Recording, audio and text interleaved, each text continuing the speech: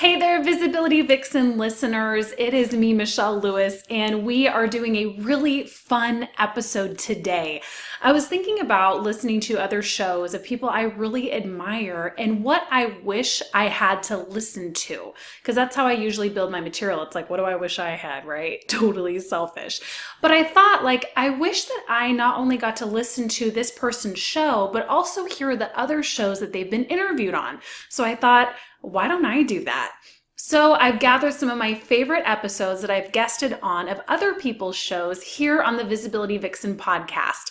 The people I've guested for have been so generous to give me their episode to highlight here because I really support them and I would love you to be able to expand your repertoire of what you want to listen to as well. If you're watching this on video, you can see my pug Oliver. He's extremely sleepy, but I wanted you to see, especially if you're thinking about getting into podcasting, what the reality is like. I know that if you watch my YouTube channel, you see on the podcast I'm usually dressed up and I got my red lip on and all of that, but this is what happens behind the scenes when I'm actually recording and editing my shows. So I hope you enjoy this wonderful episode. It's going to be about half an hour long, and it's going to highlight some of the top shows that I've been on. So we're going to listen to, I have a little list here, the Entrepreneur Now show with my friend Jen Casey, which is absolutely wonderful. We're listening to Market Beautifully with Haley Burkhead, who is just fantastic and such a bubbly personality. We're listening to the Drive 80 Unnamed podcast with Mike Doyle. He's newer to the space, but I think is really getting incredible guests. We're also going to be listening to BareNaked Bravery with Emily Ann Peterson, which is a beautiful show that really dives into people's stories. And I think that is going to be it for this episode. So sit back, enjoy this, and I have all the links below in case you want to listen to these people's shows. So I will see you inside. Hello and welcome to the Visibility Vixen podcast. I'm your host, Michelle Lewis, and this show is 100% geared to come alongside you, give you a huge hug, and encourage you to keep going down this crazy trail of entrepreneurship. Between myself and the many incredible guests that come on to talk to you, you're going to leave each episode feeling inspired, motivated, and a little bit more balanced for the road ahead. I'm all about building a brand of integrity, purpose, and skyrocketing your visibility so that you can step into that incredible mission you were born to live. So grab a cup of iced tea, pop in those earbuds, and let's chat.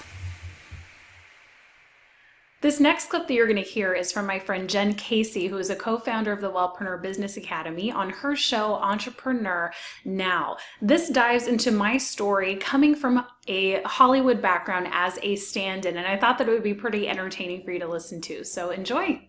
Welcome to the Entrepreneur Now podcast. I'm your host, Jen Casey.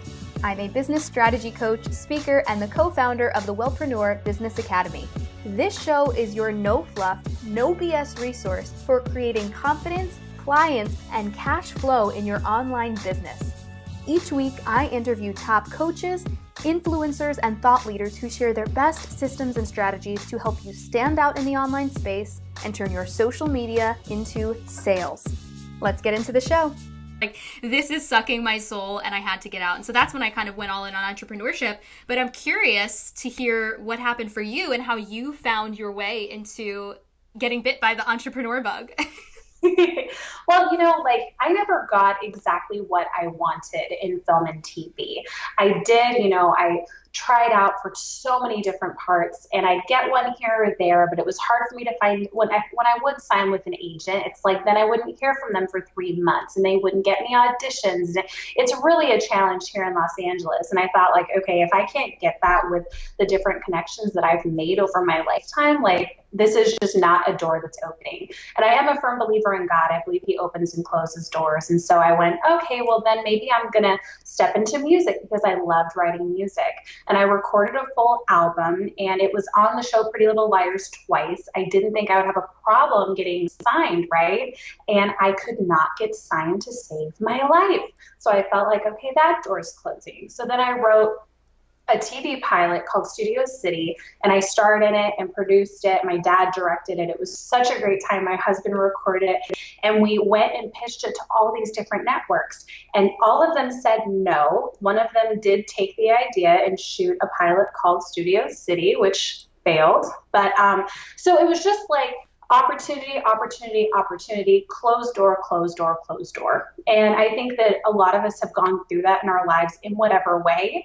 And definitely you go through the heartache of like, but I thought this was my mission. I thought this is what I was supposed to do. And now I just feel like crap and it's embarrassing. All my friends and family have watched me fail. Like all of that is totally normal. And I felt that too. But I knew that there had to be a reason. I knew that every single path that I took, be it getting my doctorate in this or my degree in this, like just because I'm not exactly doing what I thought I was supposed to do doesn't mean that I'm not going to use those skills. So, oh my gosh, I love this. This is something that I am so hugely passionate about, and I'm so glad that you just kind of walked us through this, through your story, to really illustrate the power of this, because I talk about it a lot, and it's really this idea of, you know, we have all of these amazing gifts, and so many people want to compartmentalize themselves and say, well, I'm a health coach, so my health coach stuff goes in this box, and maybe I was an actor, so being good at video goes in this box. And the moment that you're able to blend those things together, that's when you really find that magic. It's really having those 2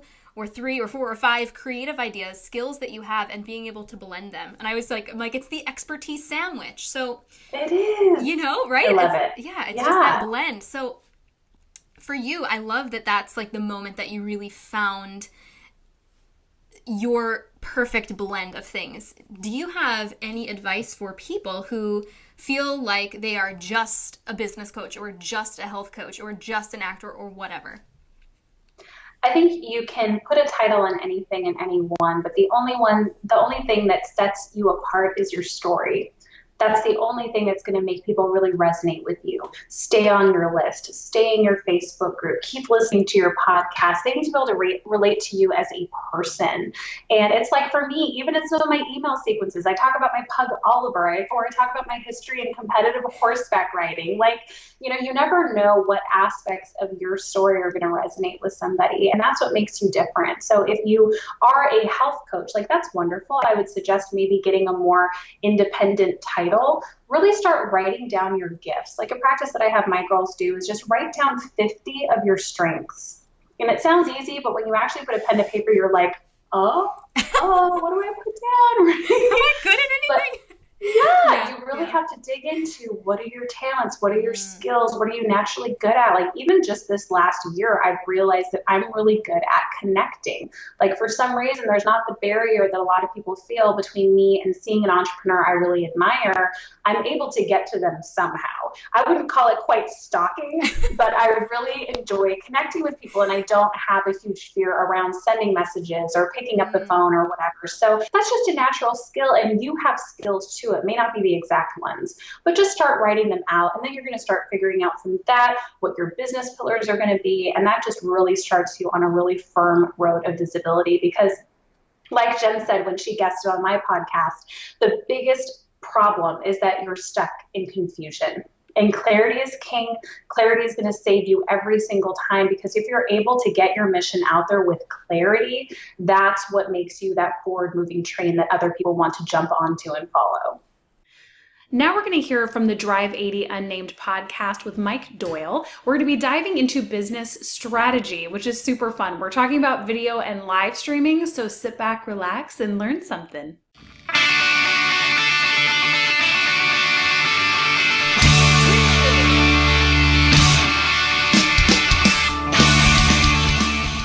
Greetings, all you lovely marketing folks. This is Mike Doyle, and welcome to the Drive 80 Unnamed podcast, where the point of this show is to answer the question, how do I market my video or videos? In this episode, we talked to Michelle Lewis, who owns Visibility Vixen. Why did you choose your audience as your target market?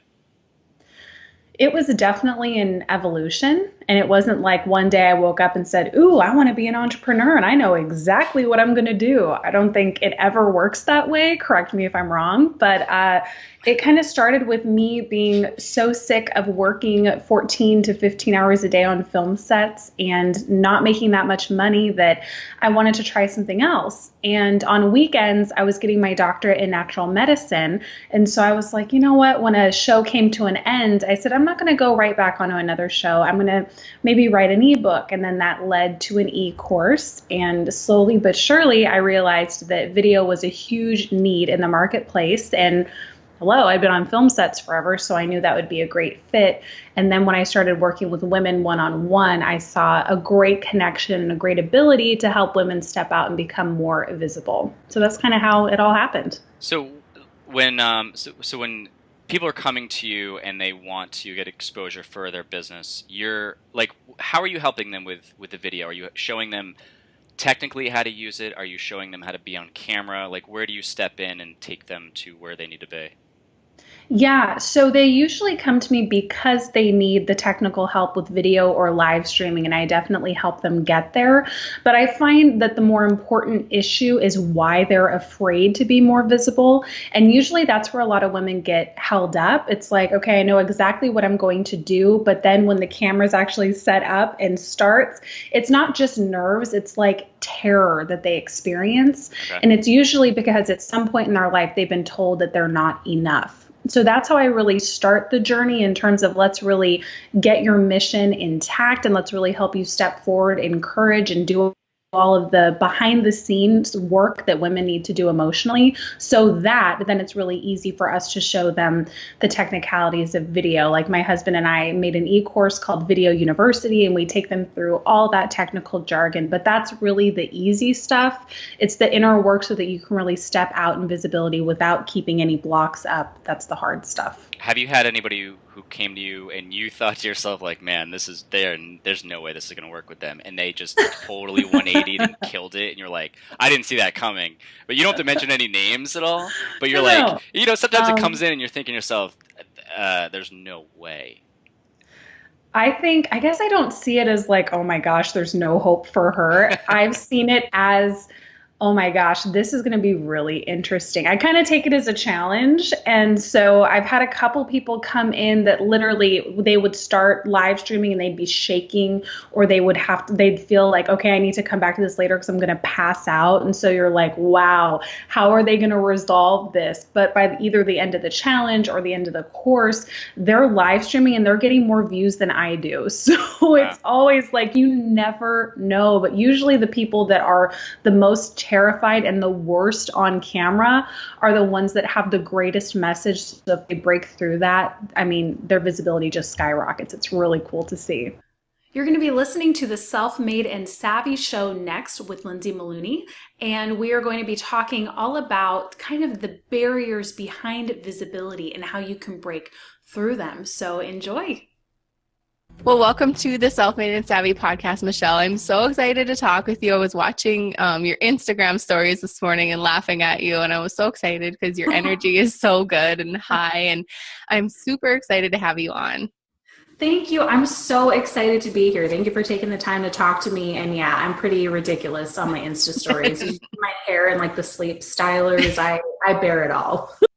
Usually visibility is more around strategy of like, hey, what times to post and put these videos here, here, and here. But unfortunately, when you are dealing with those kinds of fears, it puts like in the industry, what we would say is like layers of glass that blurs the image. Mm-hmm. So your energy, if you haven't resolved those traumas or those wounds and really stepped out in who you are, even though you're on camera, even if you were live streaming 24 hours a day, it would still put up a blockage where your audience would have a little bit of a barrier or might not engage with you as much.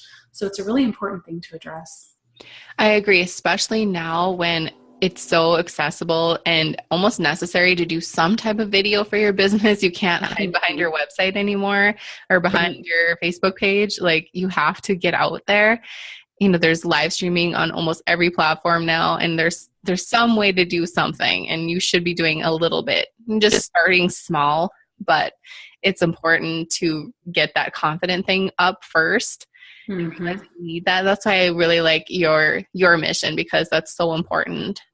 So why don't you tell us a little bit about, maybe give us some tips about video visibility. I think there's a lot of people that are just like, just give me some like solid tips. What can I do to increase my visibility?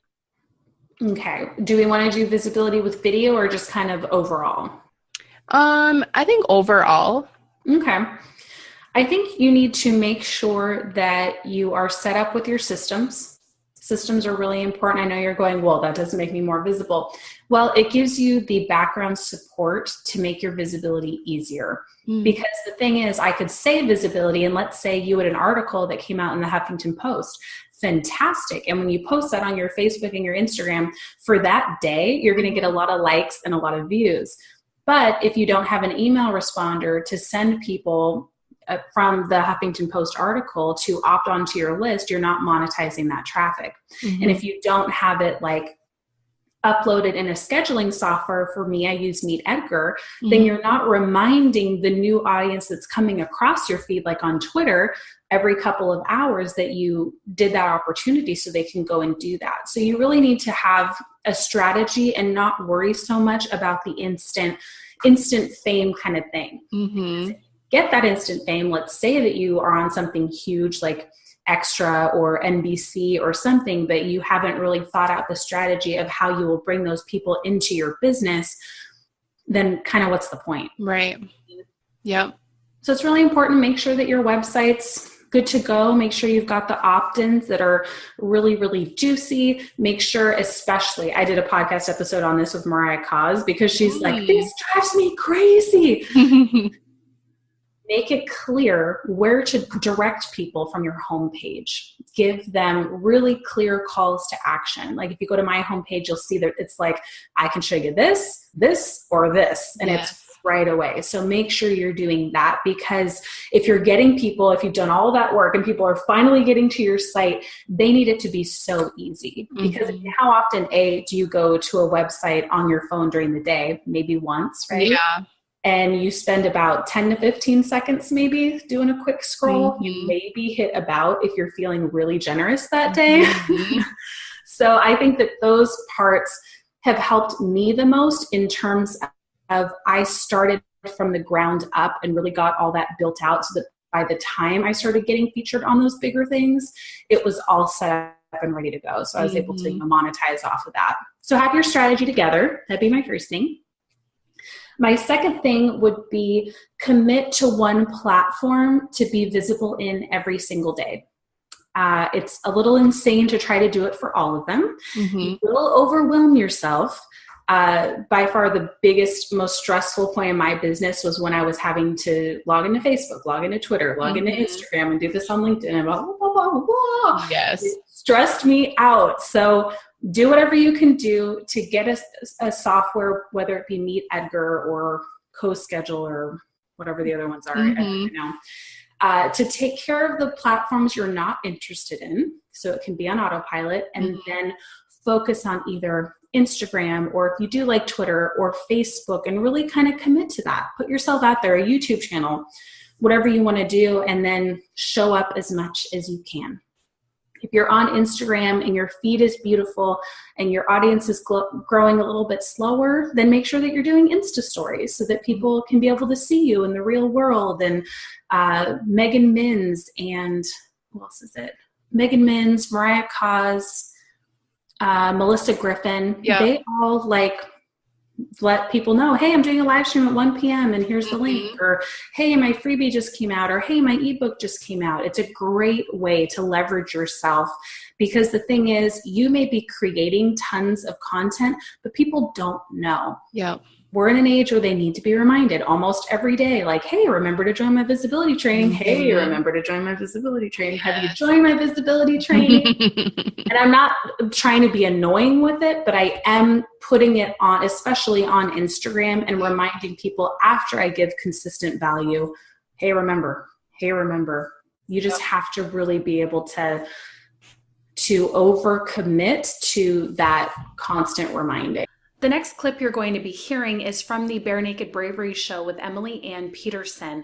Why I wanted to feature this is because it dives really deep into my health story, which I don't share too often just because it's a very complicated story, and there's only one part of my brand that focuses on health, which is for the Life Reboot course. So Emily Ann and I were able to dive really deep into the history of my health, what I've accomplished, and how far I've come, and I thought that it might be of interest to you. So enjoy.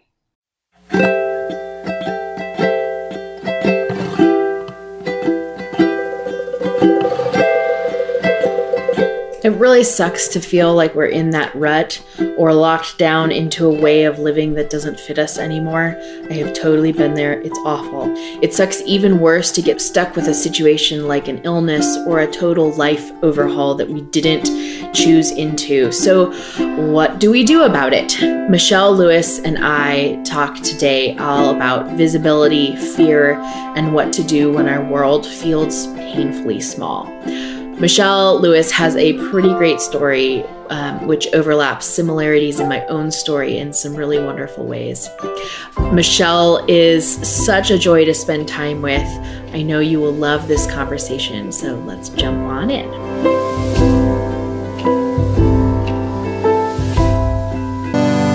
You're listening to BareNaked Bravery, a weekly podcast hosted by me, Emily Ann Peterson.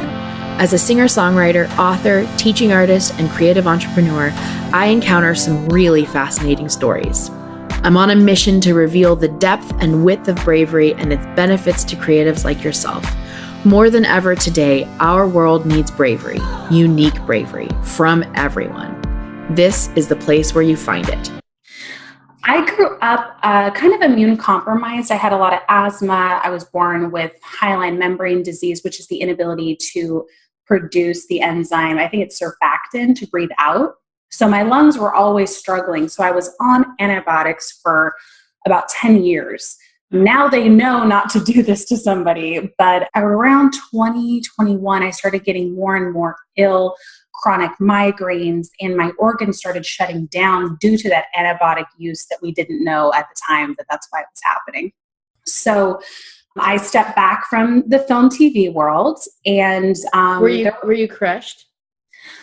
I think yes. I think I was so sick at the time, it was just kind of survival mode. My dream was not to be a stand-in, so I always knew that I wanted to write my own show, act in my own show, which I was able to do a little bit later on. But that led me to when the doctors were like, we don't know what to do. But like I said, fortunately, my parents they're not going to listen to anybody, especially when it comes to their child. So that's actually a really interesting point. Like, one of the ingredients of bravery that I've discovered is this defiant expectation. Mm-hmm. And that's something that's really hard to swallow for people who haven't built that skill up or haven't built that mindset up. The only reality you can affect is your own. And specifically because I do have a side business now where I do see people in person that are dealing with severe health issues. But whenever they say something like that, like, well, I can't imagine not being on this medication or being, going to the doctor every 3 months for a blood test or whatever. I'm like, so how's that been working for you? Are you happy? Like, if you're happy going to the doctor and doing this and taking this medication and feeling the way you feel, keep doing it. But if it's not working, then you have the absolute right and responsibility to try something else. And I think my quote of my life that I realized when the brilliant man, Joe Dispenza, I had one of his video trainings, and he looked into the camera and he said, you are 100% responsible for who you are and where you're at. And I was like, no, don't talk to me like that, Joe, because I was still having chronic migraines at the time. And that's what it is. We give our identity, we give our health, we give our worth away. And for me, when we found this amazing woman named Morning Wolf, who founded an indigenous natural medicine called graphology, that's what she helped me realize, was that I had all of the power, all of the ability, and all of the capability to be my own person and to heal myself. Because no one else can heal for you, but you don't have to heal alone. So it's helped me so much in entrepreneurship because I know exactly what to take in the morning and how to support my body. I know what I need to be doing if I'm like in course creation mode or if I'm in guesting mode or whatever. I have all the tools to keep myself insanely healthy. I don't get sick. I don't deal with any of that kind of stuff. If anything, I'll maybe detox once a year or something. But to have that kind of strong physical health, it's like a badge of honor because I've been through all of that muck. In this episode of the Market Beautifully podcast with Haley Burkhead, we talk about the different ways that live streaming can impact your business. And since live streaming is such a huge business pillar of mine, I thought these would be some really helpful tips that could help you in your business right now. Welcome to the Market Beautifully podcast, a show where I offer marketing advice for lady entrepreneurs who crave to crack the code when it comes to getting noticed or expanding their brand online. I'm your host, Haley, and I can't wait to chat with you about what I have planned for today's episode. Today, it's all about Facebook Live, my friend. I'm bringing the wonderful Michelle Lewis to chat all about this today, and I just know you are going to absolutely love her. I mean, now I don't, but that's because I have a strategy behind my Facebook Lives. But if you don't have a strategy, the reason why you're getting on Facebook Live is to, I guess, present and engage, and that's the fun part of live. But definitely if you have a strategy going in and you know how you're going to use that Facebook Live after, like what you're talking about, or you know that people are going to be watching the replay, it may help with that boost of confidence instead of having you torture yourself, because that's not fun. Well, and it takes a while for people to become familiar with you as a live streamer, right? Especially if you're doing it from your personal page or your business page, wherever it is. If you're just going live and you don't get any feedback and you're like, I can't ever do that again. It takes, at least for me, like if I have a Facebook friend that's going live, it takes me kind of swiping past their live videos maybe 3 or 4 times, like 3 or 4 times that they've gone live, for me to be like, oh, like they like to live stream regularly. I think I'll tune in. So you never know, like you have to get that brand familiarity of people getting used to seeing you in that environment and then wanting to engage with you. It's not like you go live and you go to the top of their feed and they can't wait to hop on, right? That happens once someone becomes a fan or a subscriber, but before that, they're going to need to see your face a couple of times. You may really enjoy it if you give it a chance. You never know. And then if you don't, then you can decide. Then you can make that decision. But give it at least 2 to 3 solid months and put it in your marketing strategy and see how well it does for you. I totally agree. And for those of you that feel really freaked out, like not just the normal, I need to psych myself up and do it, but you literally start shaking, sweating. I had a girl that would break out in hives. Oh my gosh. If this is a really huge fear for you, maybe you're more of a B personality, which is totally fine. Maybe you have had huge wounds in your past that make the idea of other people seeing your face live just horrifying.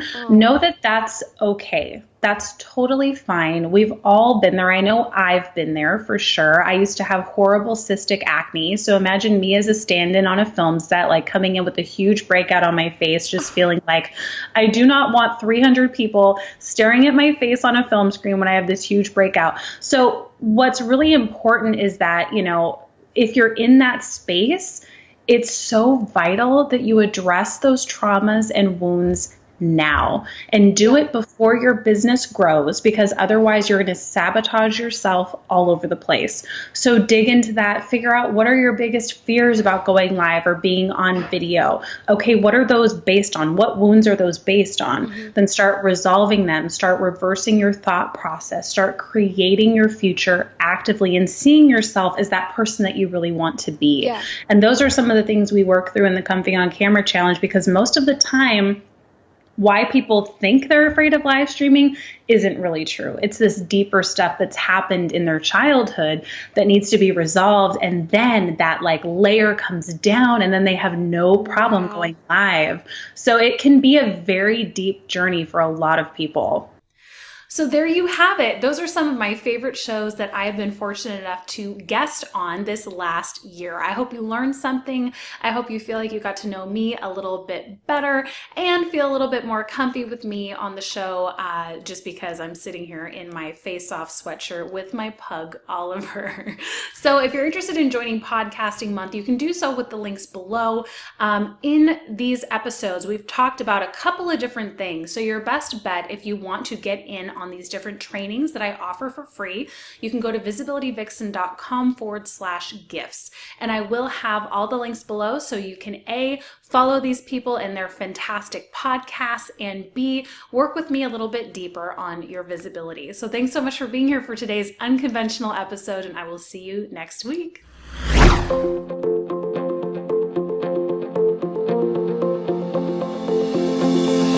Thanks for listening in today to the Visibility Vixen podcast. Subscribe now and share with a fellow Vixen who wants to start building their visibility.